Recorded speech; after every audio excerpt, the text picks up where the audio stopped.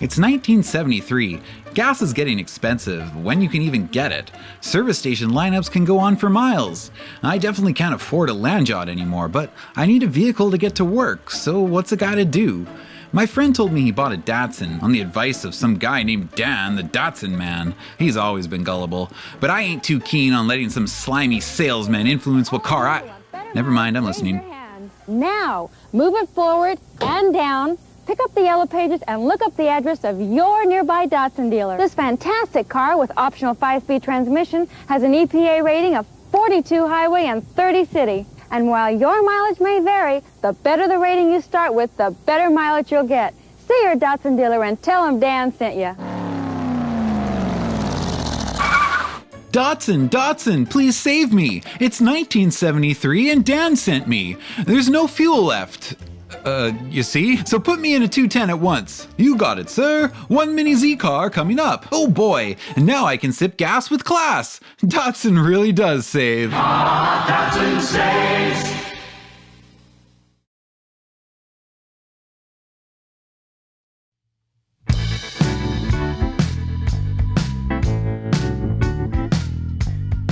Introduced in 73 as a 74 model, the Datsun B210 replaces the 1200 series as the entry-level Datsun, the one for the masses. At the height of the North American oil crisis, it couldn't have come at a better time. Low-cost, extremely fuel-efficient cars were all of a sudden in high demand, and as I've said in many previous videos at this point, this is when the Japanese manufacturers were really able to sink their teeth into the American market. The B210 arrives in America in 3 different body styles, 2- and 4-door sedans, and a hatchback. Styling-wise, the front end has round turn signals and headlights and a honeycomb grille. The taillights are narrow and wide, especially on the hatchback. Reflector lenses are integrated into the sedan taillights but appear to have been added on the hatch as an afterthought, like they forgot about them and then were like, oh shoot, we need these, they're mandated now.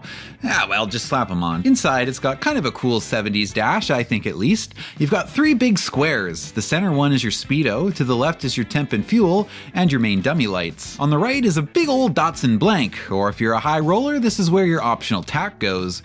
Moving further to the right is the optional radio, and above that your rear defogger switch, which was standard by the way. That's pretty good for a mid-70s economy car. Next to that we have a fasten seatbelt lights and what usually is an EGR warning light. On California models it's actually a floor temperature warning light, which I'm assuming is supposed to indicate the cat is overheating, since only California B210 models at this time used a catalytic converter. There's also another Datsun blank, which is where the optional analog clock goes if you're even more of a high roller. Hatchback models get this 3-spoke steering wheel while other models get a more basic one. Other options include a sporty gear shift knob, a luggage rack, a locking gas cap, something that was actually pretty needed in the 70s, a rear window shade, air conditioning, and the 3-speed automatic transmission. The standard transmission is a 4 on the floor, and the engine for 74 is the A13. This is a 1.3-liter overhead valve engine, aka a pushrod engine. This engine was rated at 75 horsepower, but they only used it for 1 year. In 1975, the B210 got the A14. As the name suggests, it's a 1.4-liter. It's rated at 80 horsepower for the 4-speed cars and 78 for the automatics. The original starting MSRP for a 74 2-door sedan was just $26,900, which is a little over $17,000 today. For an inexpensive entry-level car, basic transportation one might even call it, Nissan actually put quite a bit of effort and attention to detail in these. Look at the detail on the interior door panels. There's also lots of chrome trim, white wall tires, full wheel covers, full carpeting. Many of these things were upcharges in competing models. Now for 1975, Datsun did introduce a more bare bones version of the B210 called the Honeybee. The Honeybee model came with stripes and even little bee decals. It kind of looks like it's a special model from the outside.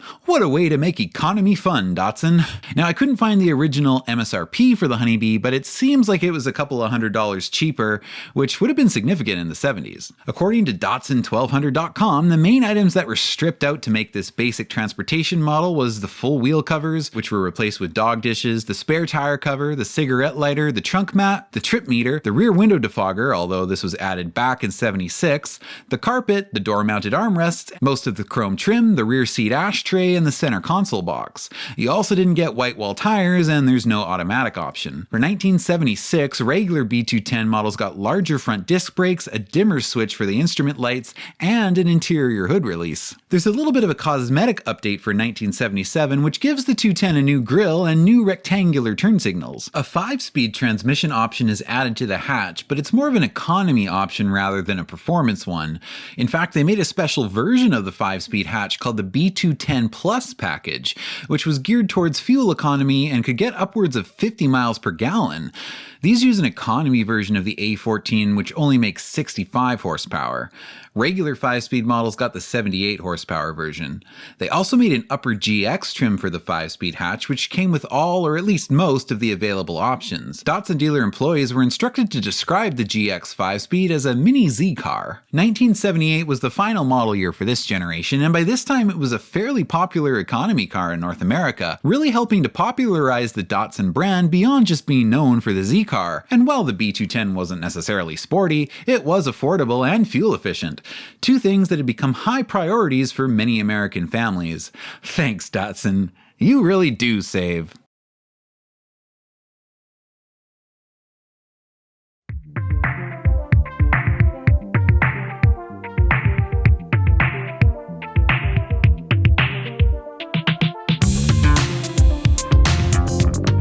For 1979, the Datsun B210 drops the B and is now just known as the Datsun 210. Body styles are the same as last year, plus there's a new wagon model that they call a sports wagon. There is no honeybee model anymore, but the two-door comes in a standard trim, which is the new basic transportation model. The restyled front fascia still bears a pretty strong resemblance to last year's model, but the rear end is much more square. Actually, the body overall is much more square in shape, but that's to be expected. It's almost the 80s now, the decade of right angles. You will notice for 1979 that there's a little by Nissan added to the Datsun badge on the back, a hint at Nissan Datsun's upcoming rebranding for the North American market. The outside might be more squared, but the new interior has round dials for gauges. These 4-dial gauges look pretty good on fully optioned models with both a tach and analog clock, but they look a little ridiculous on models with just the standard temp, speed, and fuel gauges.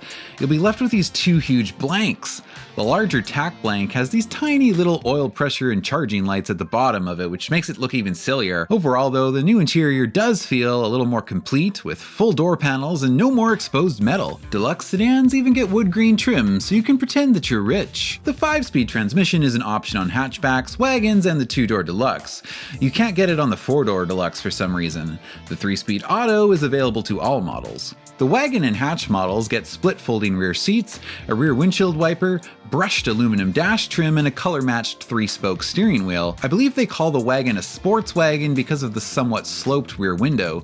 Traditional wagons were much more boxy at the time. Now, I'd like my Antarctic Blue Super Sports Wagon right now, and if you can't get it for me, I'm going to take my business elsewhere. For 1979, the A14 engine is carried over, but it's the 65 horsepower economy version.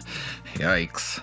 Starting in 1980, automatic transmission deluxe models get a new 1.5 liter, but this is another economy-focused engine and power is only up to 67. Man, these second-gen 210s were really choked out trying to achieve these crazy fuel economy ratings, and I'm sure all the emissions stuff wasn't helping either. Also for 1980, the standard two-door gets reduced to a 1.2 liter engine.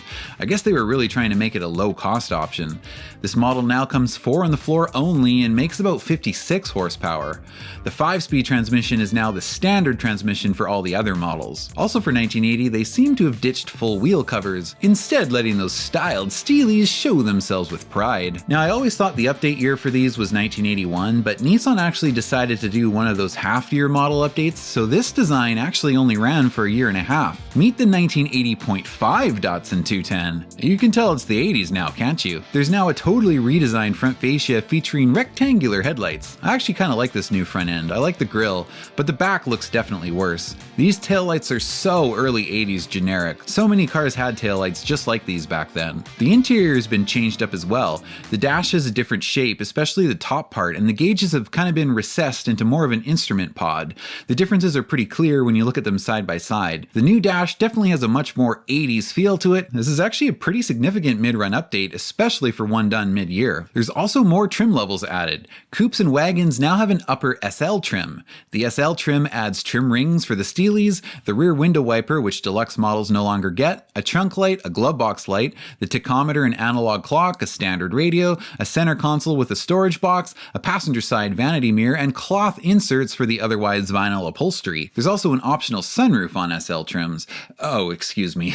According to Datsun, it's a sky roof. Alloy wheels were optional on all models, and like the previous generation, AC is an option on everything except the standard two-door model. All models now come standard with the 1.5-liter engine except the standard two-door, which still uses the 1.2-liter, and there's a new two-door miles per gallon version added, which uses a modified version of the previous 1.4-liter with smaller ports and intake valves for better efficiency, apparently at a cost of only 3 horsepower. In Canada, we got a special B210 Sunny Edition. This came with the 1.2-liter if you got the 4-speed, but you could optionally get the automatic version, which would come with the 1.5-liter. These models were advertised as having a heavy-duty heater, easy care vinyl upholstery, whatever that means, and standard coat hooks and floor mats. It's basically a two-door standard model with a few extra options that you could get in an automatic if you wanted. 1982 would be the last model year, and midway through the year, dealers made an effort to sell off their 210 inventory as it was about to be replaced by the new front-drive Nissan Sentra.